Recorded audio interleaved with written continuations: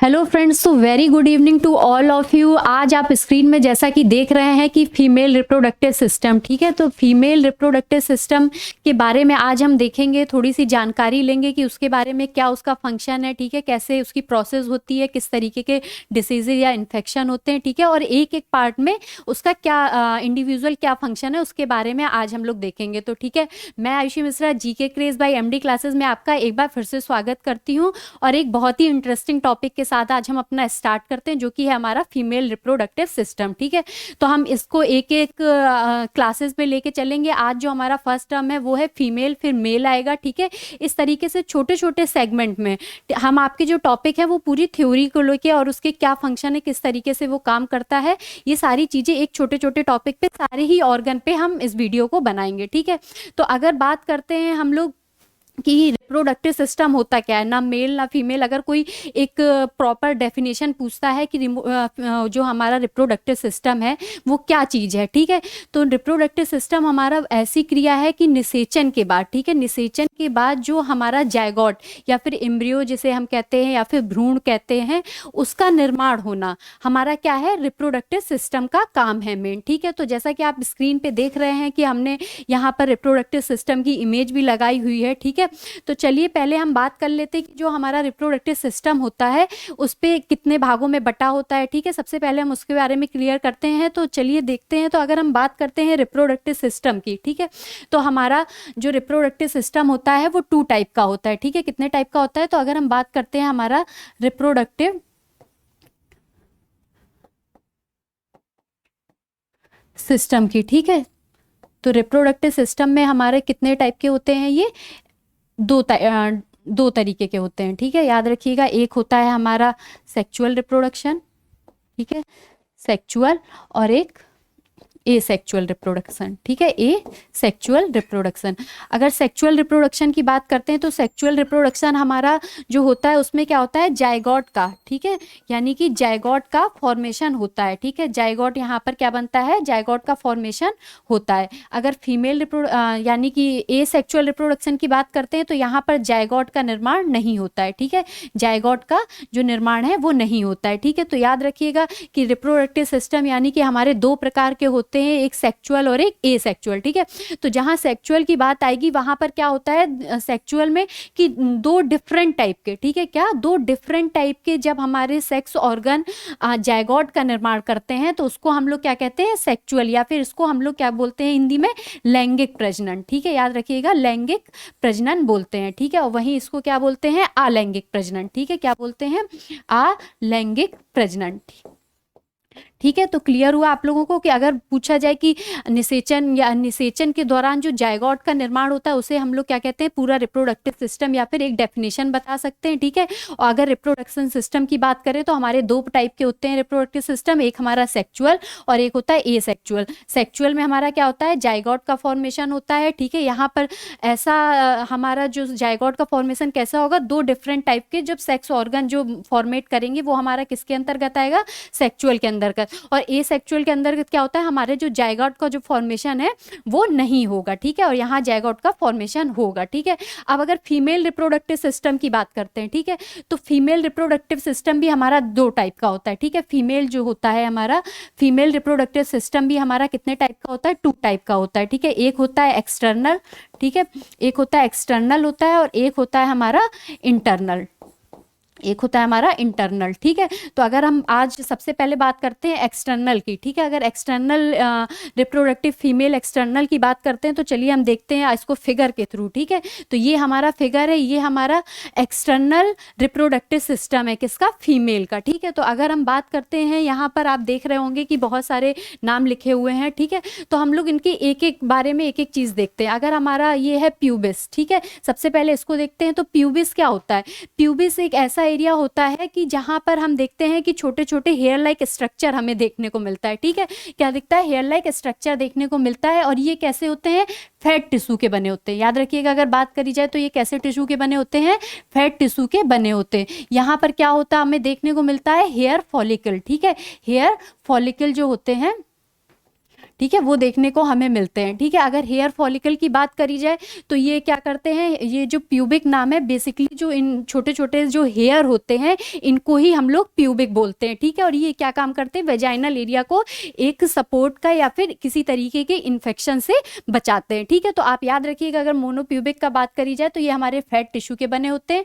ठीक है, और यहाँ पर हेयर फॉलिकल पाए जाते हैं। ठीक है, फिर उसके बाद देख रहे हैं हम लोग जो लेयर लिखी हुई है वो है लेबिया मायरोला। ठीक है, तो अगर लेबिया मायरोला की बात करी जाए तो ये फर्स्ट लेयर ऑफ वेजाइनल होगी या फिर first layer of external reproductive, female reproductive system की जो फर्स्ट लेयर होगी उसको हम क्या बोलते हैं, लाबिया माइनोरा। ठीक है, तो याद रखिएगा अगर फर्स्ट लेयर की बात करी जाए तो आप देख रहे हैं स्ट्रक्चर में ये जो डार्क डार्क सा ये दिख रहा है। ठीक है, ये जो ये वाला एरिया आपको दिख रहा है। ठीक है, ये जो हमारा फर्स्ट लेयर है इसको हम लोग क्या बोल रहे हैं, लाबिया माइनोरा बोल रहे हैं। ठीक है, क्या बोल रहे हैं, लाबिया माइनोरा बोल रहे हैं। ठीक है, इसके बाद हम इसको आउटर लेयर भी कह सकते हैं। ठीक है, क्या बोल सकते हैं, आउटर लेयर भी बोल सकते हैं। उसके बाद जो फर्स्ट नंबर के बाद अगर हमने फर्स्ट नंबर पे सबसे पहले देखा कि हमारा प्यूबिक एरिया जहाँ पर हेयर फॉलिकल दिख रहे थे। ठीक है, अगर सेकंड नंबर पे बात करें तो फर्स्ट लेयर ऑफ हमने क्या देखी, वेजाइनल पार्ट देखी जिसे हमने लाबिया माइनोरा का। उसी के बाद जो दूसरी लेयर होगी वो हमारी क्या कहलाएगी, लाबिया माइनोरा। ठीक है, तो जो होगी ये क्या कहलाएगी, माइनोरा। ठीक है, तो याद रखिएगा जो हमारी फर्स्ट लेयर है इसमें थोड़ा सा डिफरेंस है। ठीक है, तो जो ये होगी माइजोरा होगी, ये याद रखिएगा ये जे है। ठीक है, माइजोरा। ठीक है, यहाँ पर इसको क्लियर कर लीजिएगा अगर इसमें कुछ भी दिक्कत लगे तो ये हमारी माइजोरा है। ठीक है, ये देखिए अभी दिख रहा होगा, उस पर पेन चल गया था। ठीक है, तो जो पहली लेयर होगी वो माइजोरा होगी और जो दूसरी होगी, ठीक है, तो यानी थर्ड पार्ट जिस पे हम पढ़ रहे हैं वो हमारी क्या कहलाएगी, लाबिया माइनोरा कहलाएगी। ठीक है, ये जो होती है ये कौन सी हमारी इनर लेयर होती है। ठीक है, आप देख रहे होंगे कि स्ट्रक्चर में ये जो हमारी लेयर है इसकी बात कर रहे हैं, इसको हम लोग किस नाम से बोल रहे हैं, लाबिया माइनोरा। और जो मेजोरा हो गया यानी JORA होगा तो वो फर्स्ट लेयर होगी, जहां NORA होगा वो हमारी कौन सी होगी, सेकंड लेयर होगी। बाकी सेम ही चीज है। ठीक है, तो ये क्या करती है, सेकंड लेयर होती है और जो हमारी फर्स्ट लेयर होती है। उसके बाद हम देख रहे हैं कि क्या देखते हैं कि हमारी हाइमीन। ठीक है, हाइमीन एक प्रकार की झिल्ली है। ठीक है, आप देख रहे होंगे कि यहाँ पर इस एरिया में आपको क्लियर दिख रहा होगा कि ये एक तरीके की कैसी है, झिल्ली है। ठीक है, ये झिल्ली हम कब जब हमारा सेक्सुअल इंटरकोर्स हो गया या फिर किसी तरीके की हमारी फिजिकल एक्टिविटी बहुत ज़्यादा हो जाती है, जैसे कि लाइक हमारी क्या हो गई, साइकिलिंग हो गई। ठीक है, साइकिलिंग हो गई या फिर हम देखते हैं कि हॉर्स राइडिंग हो गई। ठीक है, हॉर्स राइडिंग हो गई तो हम इस टाइम पे देखते हैं कि ये हमारी जो होती है झिल्ली कभी कभी टूट जाती है। ठीक है, तो ये क्या होती है, इस झिल्ली को ही हम लोग क्या नाम देते हैं, या तो ये सेक्सुअल इंटरकोर्स के दौरान टूटेगी या फिर बहुत अधिक फिजिकल वर्क कर लेने पर भी ये टूट जाती है कभी कभी। ठीक है, तो ये क्या होगा, हमारा साइकिलिंग हो गया, हॉर्स राइडिंग टाइप की, तो ये एक झिल्ली है। ठीक है, उसी झिल्ली के बाद हमारा क्या हो जाता है, वेजाइनल ओपनिंग पार्ट हो जाता है। आप देख रहे होंगे जैसा कि आप लोगों को अगर आप लेयर में देखें, लाइव हमारा प्यूबिक एरिया सबसे पहले आ गया। ठीक है, फर्स्ट लेयर हमारी लाबिया माइजोरा आ गई, सेकंड लेयर हमारी जो है लाबिया माइनोरा आ गई। ठीक है, उसके बाद हमारी हाइमीन की जो झिल्ली पड़ गई। फिर उसके बाद अगर झिल्ली के बाद देखेंगे तो हम क्या देखेंगे, हमारा वेजाइनल ओपनिंग पार्ट आ जाएगा। ठीक है, वेजाइनल ओपनिंग पार्ट आ जाएगा। ठीक है, उससे वेजाइनल ओपनिंग पार्ट के ही बाद हम क्या देखेंगे कि अंदर से हमारा जो वेजाइनल ट्यूब जाती है उसके बाद हमारा कौन सा internal part of female reproductive system का हम यहीं से पढ़ेंगे। ठीक है, तो क्लियर हुआ आपको। फिर अगर हम बात करते हैं ये यूथरल। ठीक है, यूथरल ओपनिंग, तो ये पॉइंट आप देख रहे होंगे। ठीक है, ये पॉइंट जो है वो हमारा क्या कहलाता है, यूथरल ओपनिंग का पॉइंट कहलाता है। इससे क्या होता है, यूरिन पास होता है। ठीक है, क्या पास होता है, हमारा यूरिन पास होता है। ठीक है, तो इसमें यूरिन पास अगर पूछा जाएगा तो नाम से ही आपको क्लियर हो रहा होगा कि यूरेथर ओपनिंग हमारा जो है क्या करेगा, यूरिन पास करेगा। ठीक है, फिर अगर उसके बाद हम देखते हैं क्लाइटोरियस। ठीक है, तो क्लाइटोरियस वो एरिया होता है even most sensitive part of the female reproductive system. ठीक है, क्यों, क्योंकि यहाँ पर सारी विसल्स, ठीक है, ज्यादा से ज्यादा जो ब्लड विसल्स होती हैं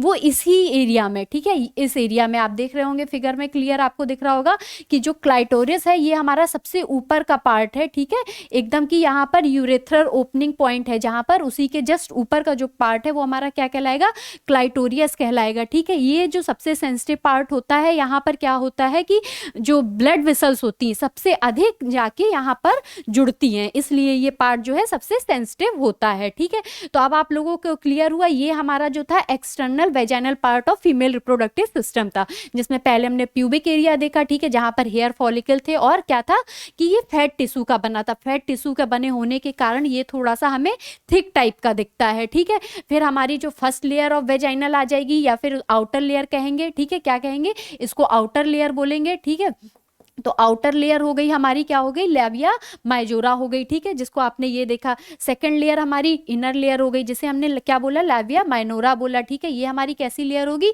इनर लेयर होगी। ठीक है, कैसी, इनर लेयर होगी। ठीक है, उसके बाद हमारी हाइमीन पड़ती है। ठीक है, हाइमीन कैसी झिल्ली होती है, जो कि सेक्सुअल इंटरकोर्स के दौरान या फिर हमारा साइकिलिंग या फिर हॉर्स राइडिंग जैसे फिजिकल, बहुत अधिक फिजिकल एक्टिविटी करने पर भी ये टूट जाती है। और उसी के बाद हमारा वेजाइनल ओपनिंग पार्ट हो जाता है, और वेजाइनल ओपनिंग पार्ट से ही फिर हमारा क्या स्टार्ट हो जाता है, इनर। ठीक है, इनर रिप्रोडक्टिव सिस्टम फीमेल का। ठीक है, फिर उसके बाद हमने ये पॉइंट देखा, तो ये क्या था, यूरिन पास करने के लिए, यानी कि यूरेथ्रल ओपनिंग पॉइंट था। और ये हमारा क्या था, क्लाइटोरियस, यानी कि most sensitive part of the female reproductive system. Why, क्योंकि यहाँ पर बहुत जितनी भी ब्लड वेसल्स है, बहुत अधिक से अधिक यहाँ पर क्या होती हैं, कनेक्ट होती हैं। तो ठीक है, तो आप लोगों को क्लियर हुआ। अभी ये हमारा एक्सटर्नल था। ठीक है, अब हम बात करते हैं अपने इंटरनल पे। ठीक है, इंटरनल पे तो यहाँ पर आपने जैसे ही देखा कि हमारी वेजाइनल, हाइमीन के बाद जैसे ही वेजाइनल ओपनिंग पॉइंट आ गया, ठीक है, उसके बाद हमें क्या मिलेगा, ऐसी ट्यूब जैसी संरचना मिलेगी। उसको हम लोग क्या बोलते हैं, वेजाइना बोलते हैं। ठीक है, वेजाइना भी बोलते हैं या फिर वेजाइनल ट्यूब भी बोलते हैं, क्योंकि यहाँ पर हमें ट्यूब जैसी एक सीधी संरचना दिख रही है। ठीक है, तो याद रखिएगा कि जैसे ही वेजाइनल ओपनिंग होगी, तो या तो वेजाइनल पार्ट शुरू हो जाएगा हमारा, या फिर क्या होगा, इसको वेजाइनल ट्यूब कहेंगे। ठीक है, उसके बाद हम लोग बात करते हैं यहाँ पर सबसे पहले कि ये इसकी लोकेशन क्या होती है। ठीक है, इसकी लोकेशन हमारी जो फीमेल बॉडी होती है, ठीक है, फीमेल बॉडी के जो नाभि के नीचे जो जगह होती है, वहीं पर ही इसकी लोकेशन होती है। ठीक है, तो याद रखिएगा, यानी कि किडनी के थोड़ा सा नीचे। ठीक है, किडनी के थोड़ा सा नीचे हमको इसकी स्थिति देखने को मिलती है। तो इसके बारे में हम लोग एक एक पार्ट करके देखते हैं। तो अगर हम लोग बात करते हैं, तो सबसे पहले हम इस फिगर में देखते हैं, ये हमारा इंटरनल फिगर है। ठीक है, किसका फिगर है, इंटरनल फिगर है फीमेल रिप्रोडक्टिव सिस्टम का। ठीक है, तो उसमें हम लोग सबसे पहला पार्ट हमने देख लिया कि जैसे ये हमारी वेजाइनल ट्यूब या फिर हमने वेजाइना देख लिया। ठीक है, अब बात करते हैं ओवरी की। ठीक है, तो ओवरी की अगर हम बात करते हैं, तो ओवरी का क्या काम है, ओवरी का काम है एग फॉर्मेशन का। ठीक है, क्या काम है, एग फॉर्मेशन का। ठीक है, यानी कि अंडे का निर्माण करना। ठीक है, अंडे का या फिर इम्ब्रियो का, कुछ भी कह सकते हैं हम लोग। ठीक है, तो यानी कि एग फॉर्मेशन का अगर काम पूछा जाएगा, तो किसका होगा, हमारा ओवरी का होगा। ठीक है, ओवरी हमें यहाँ पर देखने में दो मिलती है। ठीक है, यहाँ पर इनकी स्थिति जो होती है फीमेल रिप्रोडक्टिव सिस्टम में, ये हमारी दो होती है। जैसे कि मेल में हमें दो टेस्टिस देखने को मिलते हैं, उसी तरीके से हमें फीमेल में दो ओवरी देखने को मिलती हैं। ठीक है, फिर अगर हम इसकी बात करें, एक हमारा ये हो गया फर्स्ट, ठीक है, और सेकंड हमारी ये हो गई। ठीक है, फिर अगर हम बात करते हैं, तो ये ट्यूब जैसी एक संरचना आपको दिख रही है। ठीक है, ये जो ओवरी से निकलते हुए ट्यूब लाइक की संरचना आपको दिख रही है, इसको हम लोग क्या कहते हैं, फिलोपियन ट्यूब कहते हैं। याद रखिएगा,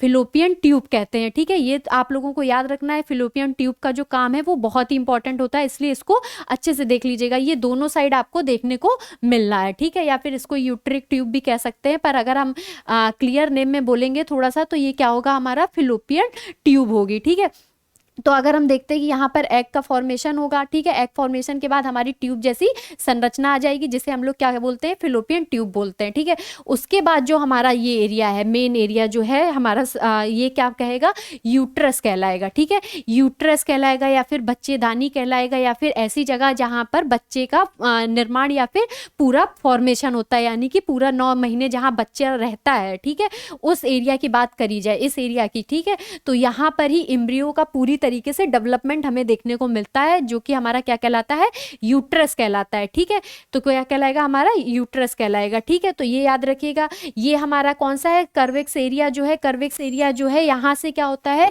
बेबी। ठीक है, जब हमारा पूरा एम्ब्रियो या फिर पूरा जायगोट, जब बेबी का फॉर्मेशन यानी पूरी तरीके से बन जाता है, तो इसी के ही रास्ते, ठीक है, यही थोड़ी सी फ्लेक्सिबल हो जाती है, और ये हड्डियां क्या होती है, इसको थोड़ा सा फैला देती है। ठीक है, और जो बेबी होता है वो क्या करता है, यहाँ से ट्यूब के द्वारा, वेजाइनल ट्यूब के द्वारा हमें बाहर देखने को मिलता है। ठीक है, तो अब एक एक करके इनके फंक्शन देखते हैं। अगर ओवरी की बात करते हैं, तो ओवरी का जो हमारा काम है वो क्या होता है, एग फॉर्मेशन का। जैसे ही एग बन जाता है, ठीक है, जैसे ही हमारा क्या होगा, अंडे का निर्माण हो जाएगा, अंडा कह सकते हैं उसे, या फिर जायगोट बोल सकते हैं, या फिर नहीं जायगोट नहीं बोलेंगे, जायगोट तो बाद में बोलेंगे, एग कह सकते हैं या फिर एम्ब्रियो, ठीक है, अभी एग ही बोलते हैं, ठीक है इसको।